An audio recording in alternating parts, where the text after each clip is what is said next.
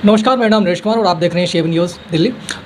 दोस्तों, आज हम जन सेवा ड्राइवर पार्टी के ऑफिस पर मौजूद हैं। हमारे साथ जन सेवा ड्राइवर पार्टी के दिल्ली प्रदेश अध्यक्ष श्री तेजेंद्र जी हमारे साथ हैं, मौजूद हैं। और जैसे कि अचानक से जो ये हड़ताल ख़त्म हो गई है या फिर ये कहिए कि होल्ड हो गई है, इस पर जितने भी चालक साथी हैं, चाहे वो हरियाणा से है, यूपी से है, दिल्ली से है, बहुत ज़्यादा ज़बरदस्त नाराज़ चल रहे हैं। सभी चालकों ने बहुत ही ज़्यादा अपने एसोसिएशन के अध्यक्षों से बहुत ही नाराज़ हैं और बहुत ही गुस्से में हैं और सभी सवाल का जवाब चाहते हैं। इसीलिए आज हम भी जन सेवा ड्राइवर पार्टी के ऑफिस श्री तेजेंद्र जी से मिलने आए हैं कि भाई कुछ जवाब दीजिए कि क्यों ये जो हड़ताल थी चालकों ने की थी और आप लोगों ने ये अचानक क्यों और कैसे बंद कर दी या फिर कैसे होल्ड कर दी। तो आइए हम बात करेंगे जन सेवा ड्राइवर पार्टी के दिल्ली प्रदेश अध्यक्ष श्री तेजेंद्र जी से और जानने की कोशिश करेंगे कि क्यों ये हड़ताल अचानक से उनको बंद करनी पड़ी। तो सर, आपका हमारे चैनल पर स्वागत है। आज हम बात करने वाले हैं जो 18 अप्रैल से ऑटो टैक्सी वालों की हड़ताल हुई थी उस विषय में। ऑटो वालों की हड़ताल तो 18 तारीख को ही वापस ले ली गई थी, लेकिन टैक्सी वालों की हड़ताल जो बरकरार चल रही थी।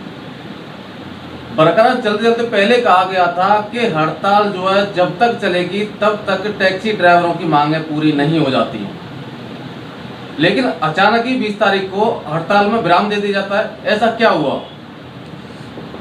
देखिए, 19 तारीख को कैलाश गहलोत जी के यहाँ से कॉल आई थी, तो हमारे 7-8 नुमाइंदे गए थे वहाँ, जिसमें 3-4 ड्राइवर थे और 3-4 एसोसिएशन के पदाधिकारी थे। तो जब वो वहाँ गए थे तो उन्होंने बोला कि आप हमें 1 हफ़्ते का समय दीजिए। तो 1 हफ़्ते का समय देने के लिए 20 तारीख को जब हम दोबारा वहाँ जंतर मंतर पर पहुँचे थे, तब उस पर हमारा विचार विमर्श हुआ था। और आप देखेंगे तो 20 तारीख को चालक एकता बल पे एक वीडियो भी चल रही है, जिसमें साफ तौर में मैं बोलता हुआ दिख रहा हूँ कि ये आपका डिसीज़न है, क्योंकि ये हड़ताल ड्राइवरों ने शुरू की थी, हम सिर्फ उनकी सपोर्ट में थे। आप चाहें तो इसको चालू रखें, आप चाहे तो इसको ख़त्म करें, लेकिन मैं इसको चालू रखने के हक़ में था। अभी कैलाश गहलोत जी ने बताया था, एक बार ट्वीट करके बताया है, और अब तो काफ़ी वायरल हो रही चर्चा कि 13 आदमियों की एक टीम गठित की है ट्रांसपोर्ट लाने के लिए, टैक्सी ड्राइवरों के लिए, ऑटो ड्राइवरों के लिए, किराया बढ़ाने के लिए, कम करने क्या करना है, मतलब डिस्कस तरीके से टीम गठित कर दी है। तो क्या उससे कुछ बेनिफिट होगा टैक्सी और ऑटो ड्राइवरों को? देखिए, सबसे पहले तो मैं कहूँगा ये कमेटी है, इसका गठन ही गलत हुआ है, क्योंकि इसमें सारे ही उन्होंने अपने नुमाइंदे भर लिए हैं। कोई भी संस्था, एसोसिएशन, संगठन का कोई भी नुमाइंदा नहीं लिया है और ना ही कोई विपक्ष का आदमी लिया है, क्योंकि जब तक कोई विपक्ष का आदमी नहीं होता है तब तक उस पर कोई भी अच्छा विचार विमर्श नहीं होता है। तो आज सभी ड्राइवरों को आगे रखने के लिए, उनके मान सम्मान के लिए जन सेवा ड्राइवर पार्टी का गठन हो चुका है। तो मैं सरकार से ये कहूँगा कि आप उस कमेटी में जन सेवा ड्राइवर पार्टी का एक नुमाइंदा रखिए, ताकि वो विपक्ष की भूमिका निभाए, क्योंकि हम सड़क से जुड़े हुए लोग हैं। ड्राइवर के साथ सड़क में किस तरह से, किस हालात में क्या होता है, क्या उसका खर्चा आता है, क्या उसकी मेंटेनेंस होती है, क्या कॉस्ट होती है, वो सब मालूम है। तो उस कमेटी में हमारा आदमी एक नुमाइंदा होना चाहिए। क्या आपको पता है कि जो कमेटी बनाई है, जो 13 मेंबर्स की टीम जो बनाई है कैलाश गहलोत जी ने, ये जो टीम है एप बिल्ट कंपनियों का किराया निर्धारित करेगी, या जो दिल्ली एनसीआर में जो गाड़ियां चलती हैं, ऑटो, लोकल ऑटो या टैक्सी, काली पीली टैक्सी, इनके लिए बनाई गई टीम? ये जो बेस्ड हमारा किराया है, जो सीएनजी महंगी हुई है, ये उसके ऊपर इन्होंने कमेटी बनाई है। ये सिर्फ अपने क्षेत्र में कार्य करने का अधिकार रखती हैं। ओला उबर का कोई भी ऑफिस दिल्ली में नहीं है और उन्होंने साफ मना किया है कि ओला उबर में हमारा कोई अधिकार नहीं है। हम दिल्ली में जो भी सीएनजी महंगी हुई है उसके ऊपर, या जो किराया बढ़ाना है उसके ऊपर कार्य करेंगे। उसके लिए तो टैक्सी ड्राइवरों ने बहुत कोशिश करी, हड़ताल पर बैठे थे, लेकिन हमें यही समझ में नहीं आ रहा है कि आखिर हुआ क्या। 5 मिनट पहले यहाँ पे पूरा खेल एकदम बिगड़ जाता है कि 5 मिनट पहले तो लोग हाथ उठा रहे हैं कि हाँ हम अभी हड़ताल को जारी रखेंगे, लेकिन 5 मिनट के बाद ही पता चलता है कि हड़ताल का एंड हो चुका है। क्या आप 20 तारीख की मैं फिर दोबारा से कहूँगा, वीडियो देखें और गौर से देखें। उसमें पूरा लाइव रिकॉर्डिंग है कि जिसमें सब ड्राइवर भाई ने हाथ उठा के बोला है कि हड़ताल जारी रहेगी। ये तो समझो कि ड्राइवरों के साथ में एक धोखा हो रहा है, यानी कि अपने ही अपनों को लूट रहे हैं। मतलब इस तरीके से क्या, मतलब ये एक वीडियो समझो कि हम भी वहाँ पे थे, इस तरीके से मान लो ड्राइवर ही ड्राइवर को लूटने लग जाएगा तो क्या होगा? इस पर नेगेटिव इफेक्ट जाता है सर, साफ साफ बात है। बिल्कुल, इसका जो है बुरा बर्ताव जाता है, बुरा प्रभाव जाता है ड्राइवरों पे। क्योंकि वहाँ पे आप देखेंगे, खुद मेरे हाथ में माइक था और मैंने बोला था कि ये टोटल ड्राइवरों का डिसीजन है।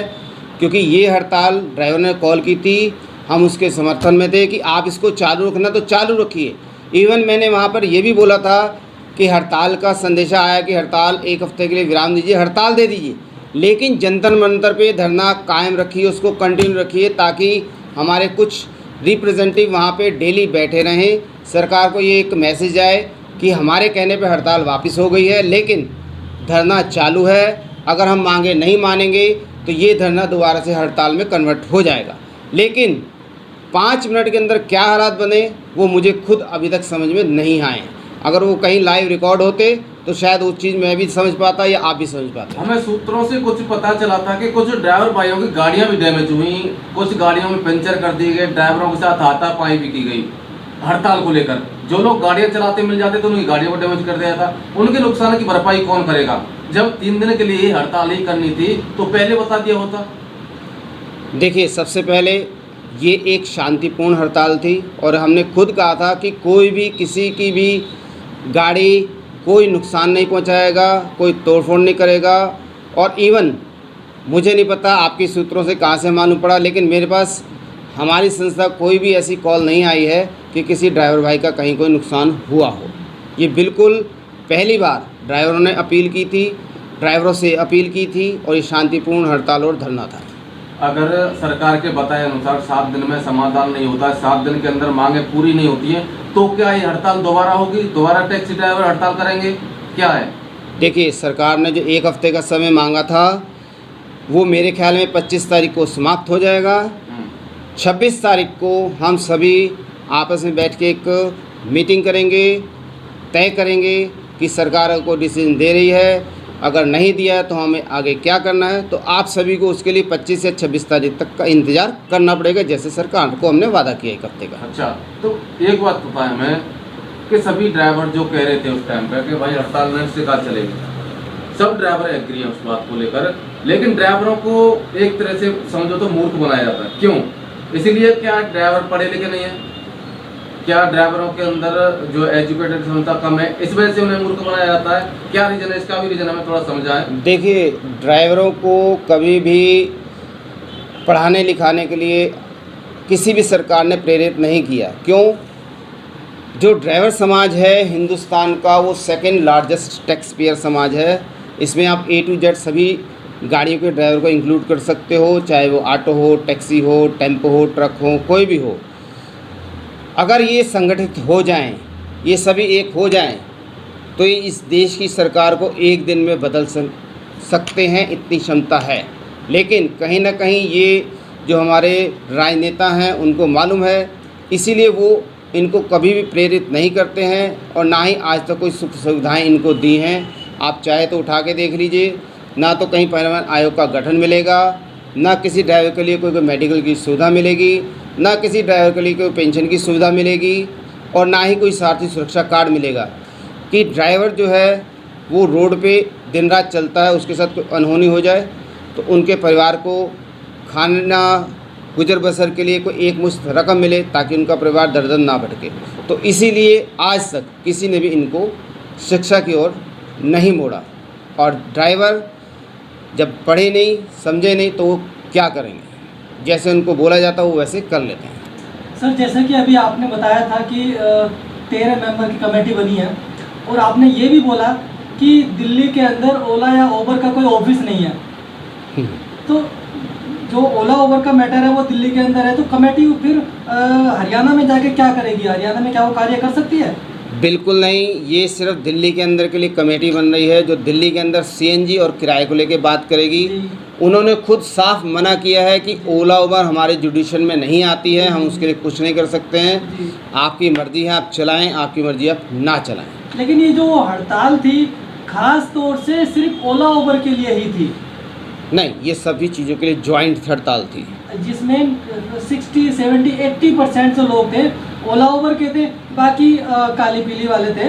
लेकिन ज़्यादातर मैक्सिमम अगर हम बात करें तो मैक्सिमम जो लोग थे वो ओला उबर से रिलेटेड थे, और देखिए, ओला उबर का काम ही नहीं हो रहा है। इसमें मैं बता देता हूँ, इसमें ओला उबर के खिलाफ भी आए थे ड्राइवर, जी ऑटो वाले भी ड्राइवर आए थे पहले दिन, काली पीली वाले भी आए थे, जी छोटी लोडिंग गाड़ियों के भी ड्राइवर आए थे।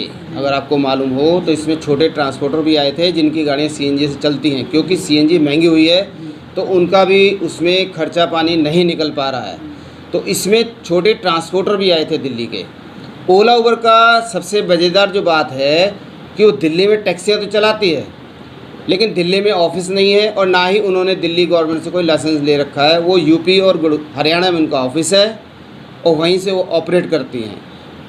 इसका मतलब तो जो ये 13 मेंबर की कमेटी बनी है तो वो तो कुछ काम कर ही नहीं पाएगी ओला उबर के लिए। नहीं, वो ओला उबर के खिलाफ कुछ नहीं करेगी, उन्होंने खुद साफ मना किया है। फिर ये ड्राइवर लोगों को पागल क्यों बनाया जा रहा है? देखिए, यहाँ पे मैंने बोला ना, कन्फ्यूजन है बहुत ज़्यादा। जी। सबसे बड़ी कन्फ्यूजन ये हुई कि हड़ताल किसने ख़त्म एकदम से कर दी, ये अभी तक किसी को पता नहीं लग पाया। जी। ठीक है, हम पीछे थे, सपोर्ट में थे, डिसीजन मेकर कुछ और लोग थे, जी तो हम खुद इस चीज़ में कन्फ्यूज है कि सडन, जबकि मैं 15 मिनट पहले मैं खुद अनाउंस कर रहा हूँ, आप वीडियो में देखेंगे जी। कि भाई ये टोटल ड्राइवरों का डिसीजन है, वो हड़ताल को कंटिन्यू रखते हैं या नहीं रखते हैं। लेकिन मैंने अपना सुझाव दिया था कि हमें जंतर मंतर पे धरना 3-4 दिन और कंटिन्यू रखना चाहिए, जब तक सरकार का वक्त है, 1 हफ्ते का जो समय हमें दिया गया है। जी बिल्कुल, लास्ट मिनट तक हम वहीं पर उपस्थित थे और हमने वहाँ पर लाइव रिकॉर्डिंग कर रहे थे। लाइव रिकॉर्डिंग में भी मैक्सिमम जितने भी चालक थे उन लोगों ने हाथ उठा के यही बोला कि हम हड़ताल को कंटिन्यू रखेंगे। तो फिर अचानक कैसे ख़त्म हो गई? अब जैसे वो पुरानी कहावत है ना, घर का भेदी लंका ढाए। अब विभीषण कौन है, अब ये ढूंढा जा रहा है कि जिसने हड़ताल ख़त्म करवाई, और इसीलिए सभी ड्राइवर जो हैं वो गुस्से में हैं और कहीं ना कहीं हम खुद इस सदमे में हैं कि हमारा इतना अच्छा चल रहा था, सभी ड्राइवर सपोर्ट कर रहे थे, सभी एक दूसरे का सहयोग कर रहे थे, किसने आके एकदम से हड़ताल ये बैकआउट करवा दी। जबकि 15 मिनट तक पहले तक खुद मैं अनाउंस कर रहा हूँ कि ये ड्राइवरों का पूरा डिसीजन रहेगा और सब ने हाथ उठाए हुए हैं कि हाँ जी हम हड़ताल कंटिन्यू रखेंगे। तो इसके बारे में आप लोगों की कोई मीटिंग हुई है? जितने भी अपने सदस्य हैं आपके, जितने भी पदाधिकारी हैं वो अपने अपने तरीके से पता करने की कोशिश कर रहे हैं कि हमारे बीच में कौन विभीषण बैठा हुआ है।